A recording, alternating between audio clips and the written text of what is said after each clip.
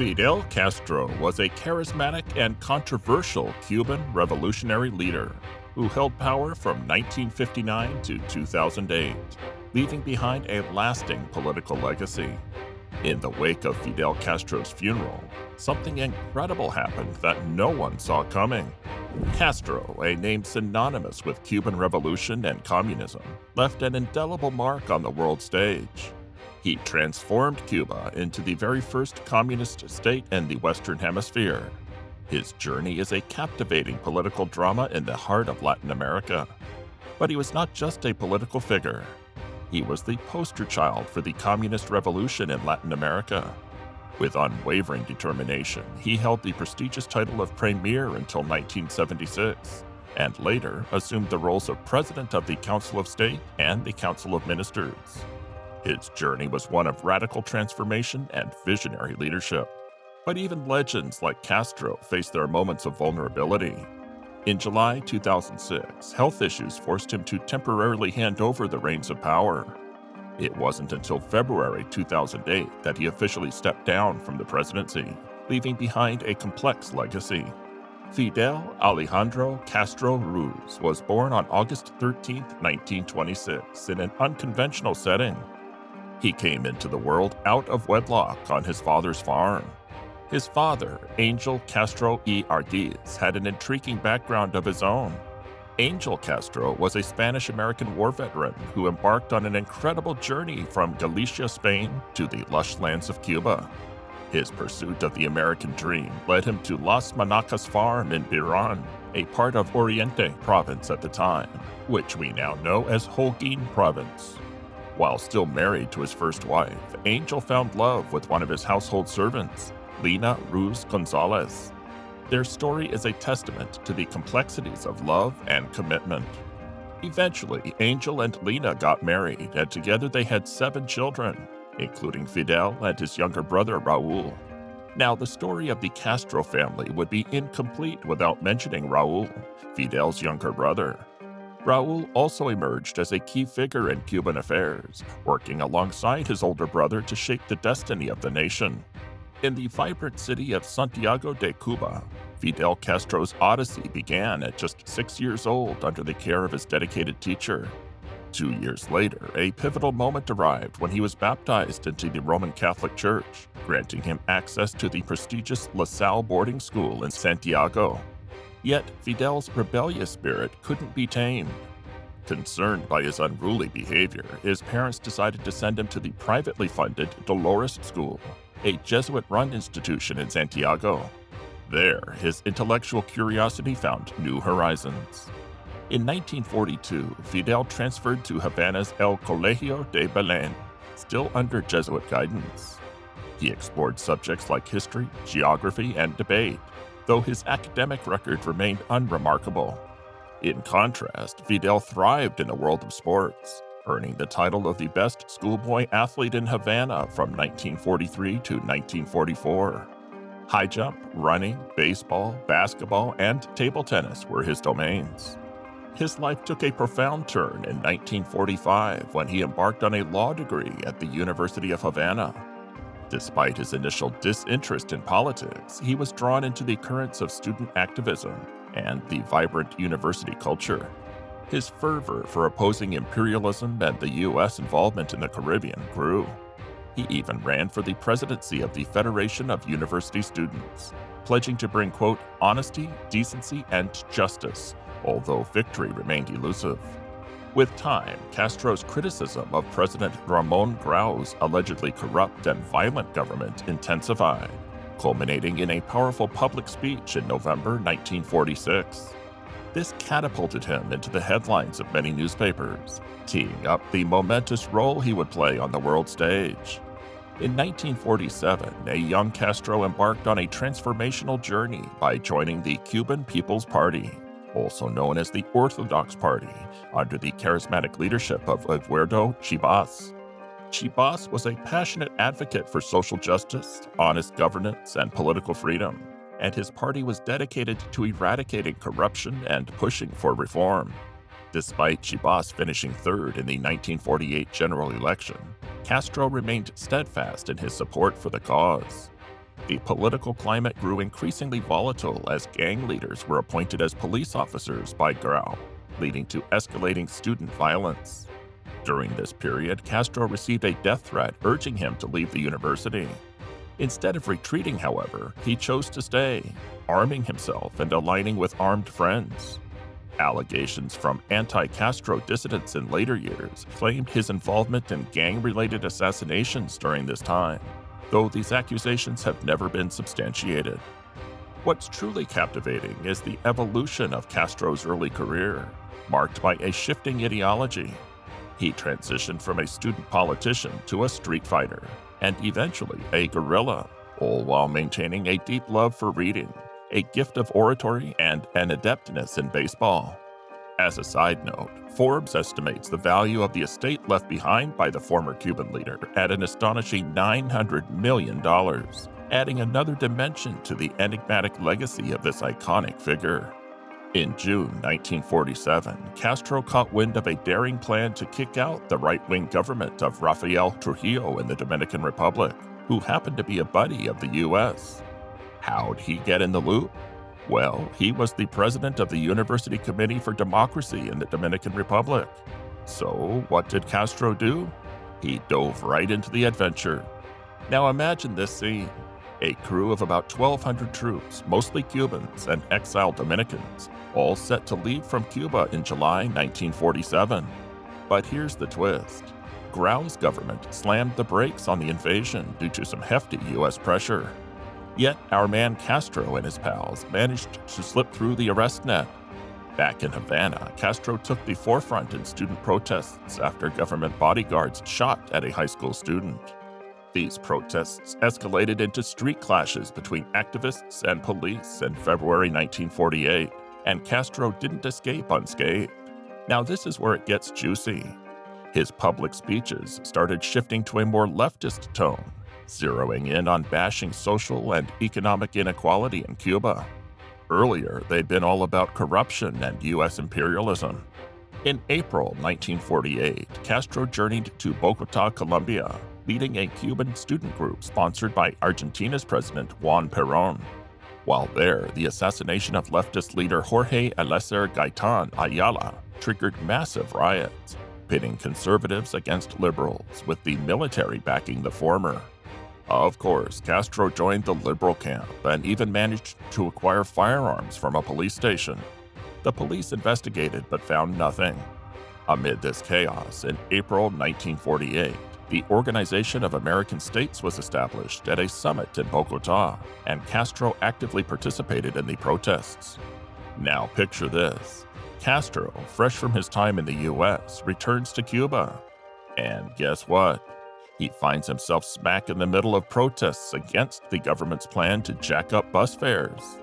I mean, talk about timing, right? But that's not all. In that same year, Castro tied the knot with Mirta Diaz-Balart, a student from a well-off family. It was like a real-life Romeo and Juliet, except it was happening in Cuba.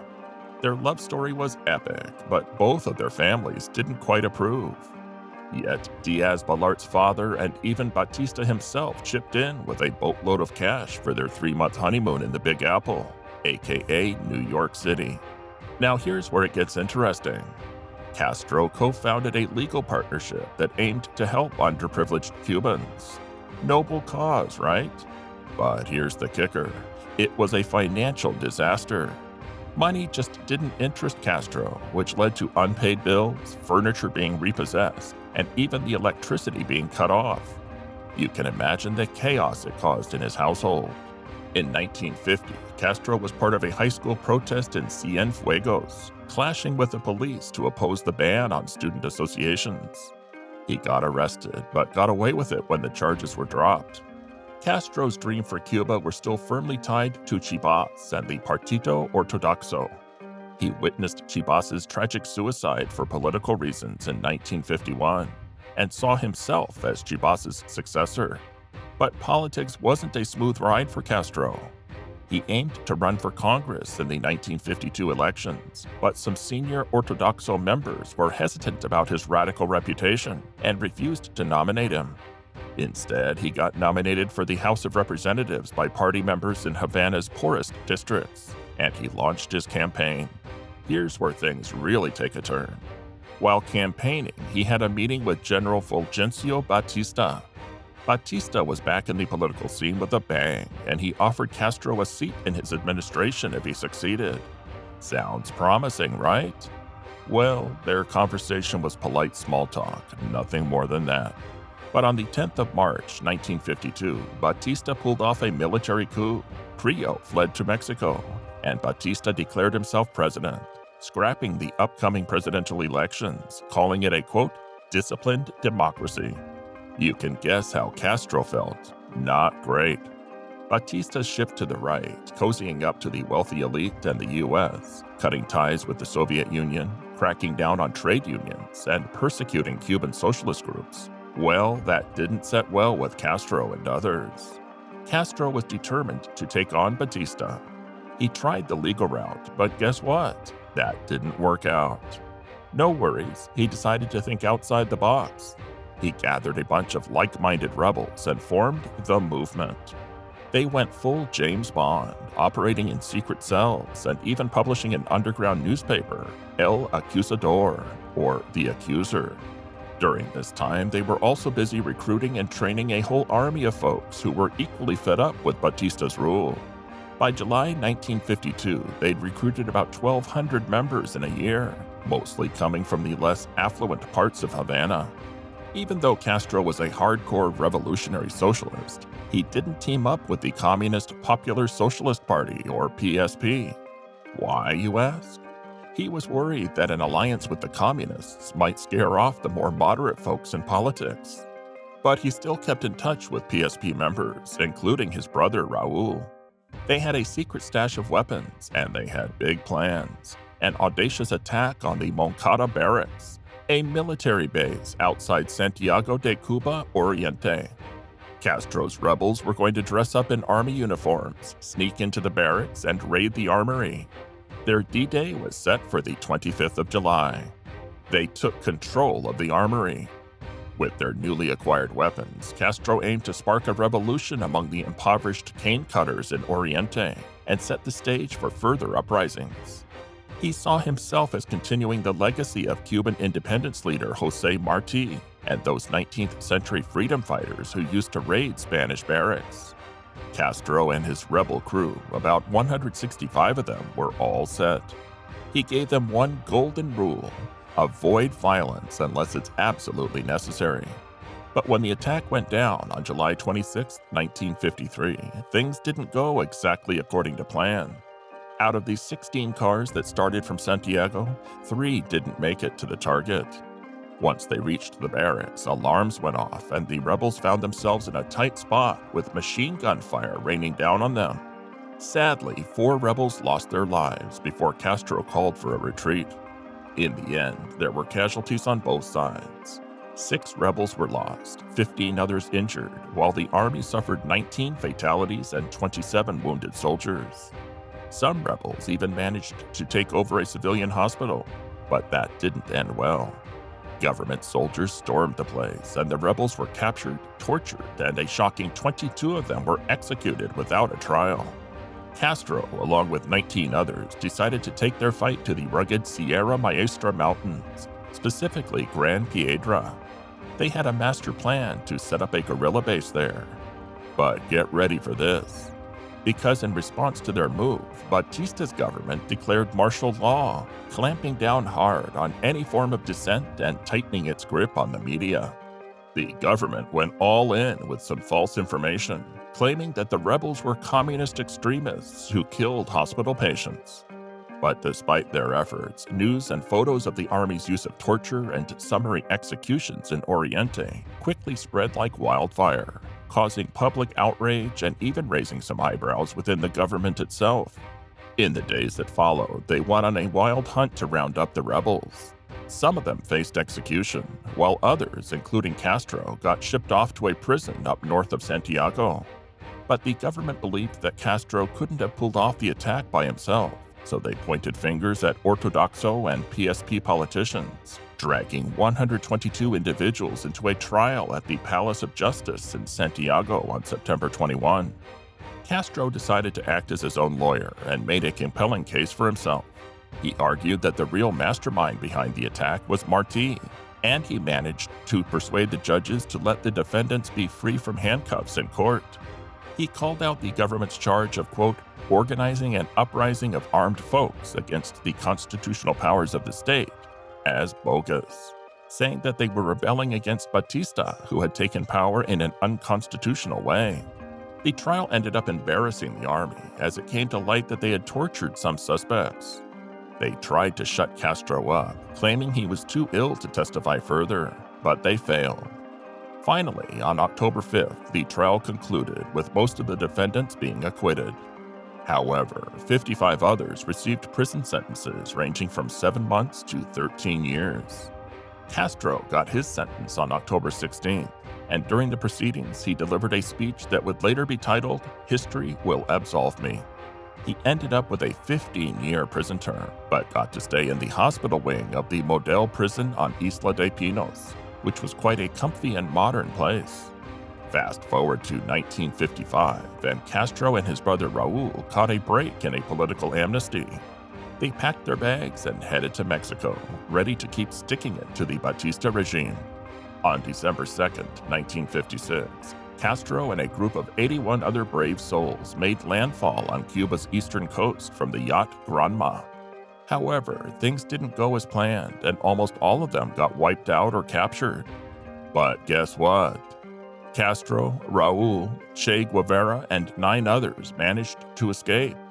They retreated into the Sierra Maestra Mountains and kicked off some guerrilla warfare against Batista's forces. With more and more revolutionary souls joining their cause from all over the island, Castro's crew scored one victory after another against Batista's weak and poorly led army. His propaganda game was straight on point, and as support for Batista dried up and military losses piled up, Batista decided to hightail it out of the country on January 1st, 1959. Castro's squad of 800 guerrillas had managed to take down the Cuban government's 30,000-strong professional army. After Batista's exit, Castro took charge of Cuba's armed forces in the new provisional government, with Manuel Urrutia as its president. But then, in February 1959, Castro snagged the title of premier, becoming the big cheese in the government. Then came this. Urrutia had to bail in July 1959, and Castro essentially grabbed all of the political power for himself. Initially, Castro had promised to bring back the 1940 Constitution, clean up the government, give people their civil and political rights, and make some changes. But once he was the big boss of Cuba, he went full rebel mode. He nationalized private businesses and industries, implemented some major land reforms, and seized American businesses and farms. That didn't set well with the US, and Castro's anti-American speeches just rubbed them the wrong way. Then, when he made a trade deal with the Soviet Union in February 1960, it pretty much sealed the deal on their bad blood. In 1960, the relationship between Cuba and the US took a nosedive. The US was like, "We're breaking up," and they even stopped talking to each other in 1961. Then, in April of that year, the US secretly provided Cuban exiles with weapons and sent them to try and take down Castro's government. But guess what? It didn't go too well, and Castro's crew squashed their plans at the Bay of Pigs. In response, Cuba turned to the Soviet Union and said, "Hey, can you hook us up with some weapons?" And the Soviets were like, "Sure thing." So they became best buds, trading partners and all. But in 1962, things got real dicey when the Soviets decided to hide some nukes in Cuba that could reach the US. It freaked everyone out, and we came dangerously close to a full-blown nuclear standoff. But luckily, it all ended peacefully.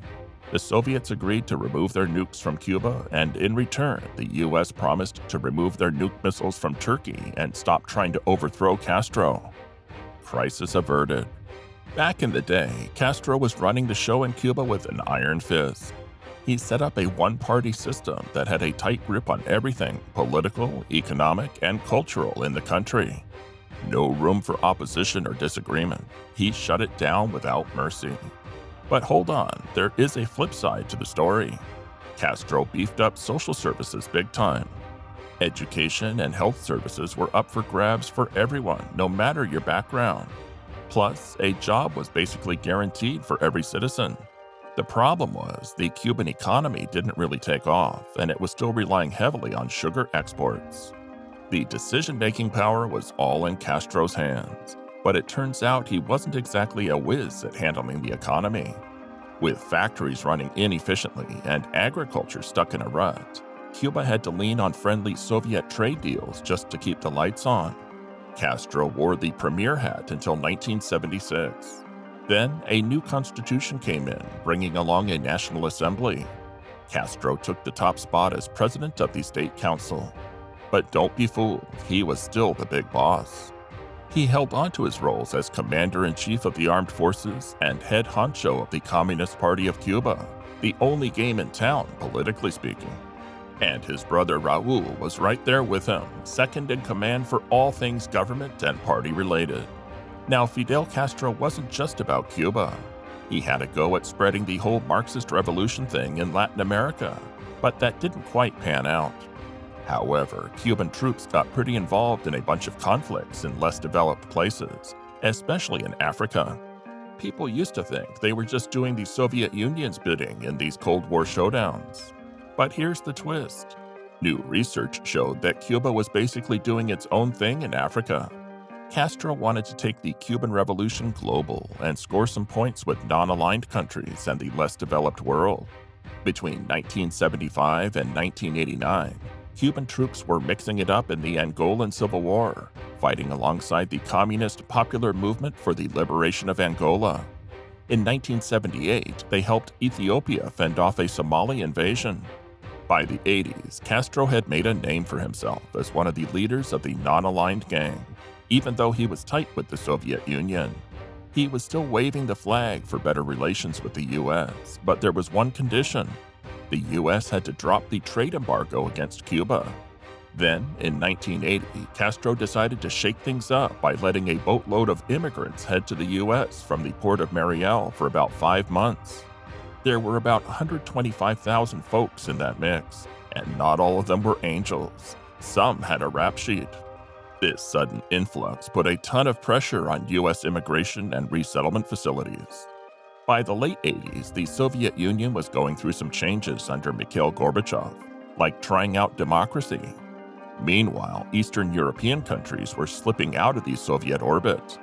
But Castro, he was still all about that hardcore communism. He didn't budge an inch. Then, boom, in 1991, the Soviet Union did a disappearing act, and that was a total surprise for Castro.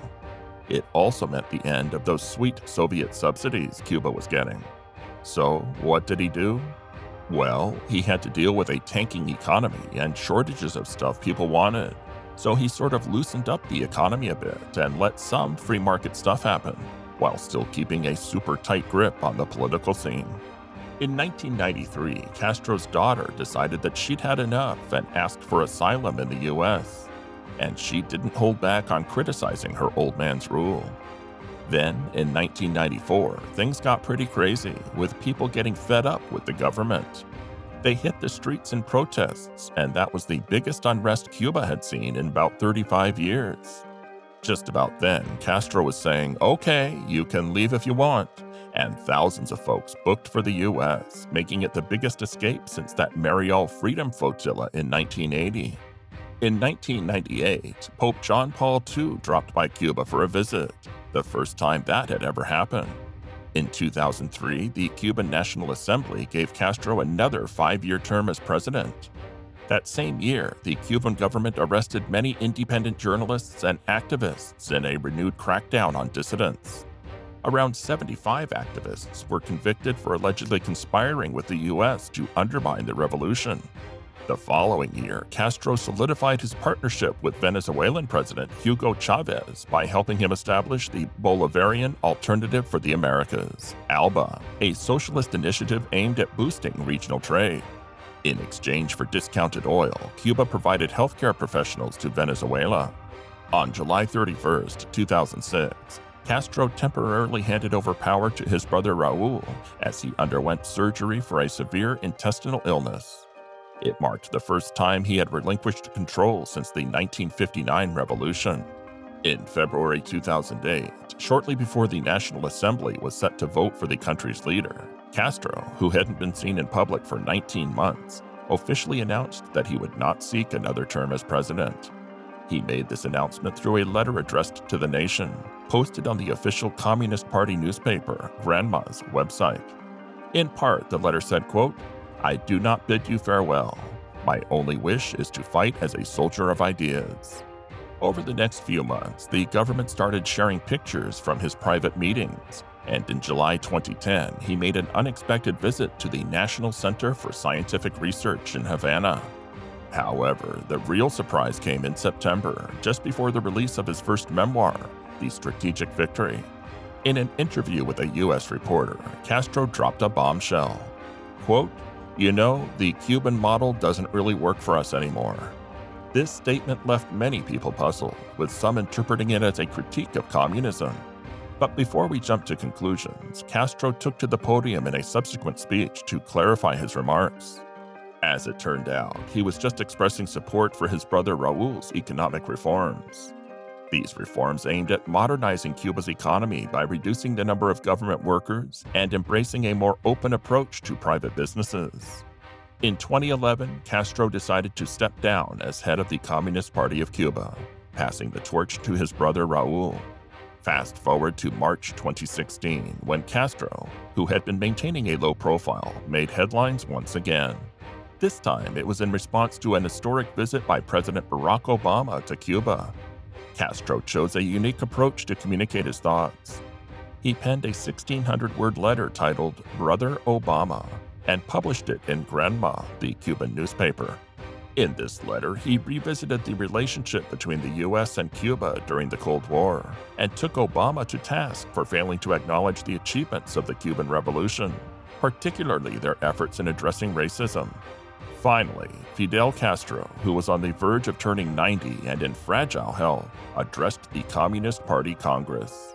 His message was solemn and carried significant weight. He essentially conveyed that his time was running out and implored party members to continue working toward his vision of a communist Cuba. On November 25, 2016, Fidel Castro passed away in Havana. The exact cause of death was not disclosed, adding a layer of mystery to his departure. His brother, President Raul Castro, stepped up to deliver the news, saying, quote, "The leader of the Cuban Revolution left us at 10:29 this evening. It was a moment of profound significance for Cuba and for the world." The passing of Castro marked the end of an era. 9 months earlier, in February, Fidel's older brother Ramon had also passed away at the age of 91. The timing of their departures was a somber reminder of the changing landscape in Cuba. Castro's cremation took place the day after his death, on November 26. On November 29th, a memorial rally was held at the Plaza de la Revolucion, a place of great symbolic importance in Cuban history. The event drew a remarkable assembly of world leaders who had shared close ties with Castro. This gathering included presidents from various countries, such as Panama, Mexico, Ecuador, Bolivia, Venezuela, and South Africa. Even the Prime Minister of Greece attended the event, along with leaders from numerous smaller African nations. The presence of so many heads of state at a single location was truly astonishing and underscored the global impact of Castro's legacy. The mourners paid their respects during a funeral procession that spanned 900 kilometers, stretching from Havana to Santiago de Cuba. This route traced the path of the Freedom Caravan from January 1959, but in reverse. For about 9 days, people from all walks of life came to pay their respects, reflecting on the immense influence Castro had exerted on Cuba and on the world. On December 4, 2016, Castro's ashes were laid to rest in the Santa Ifigenia Cemetery in Santiago de Cuba, his final resting place. Castro's life and passing continue to be subjects of historical reflection and debate. But there is no doubt he left an indelible mark on the world.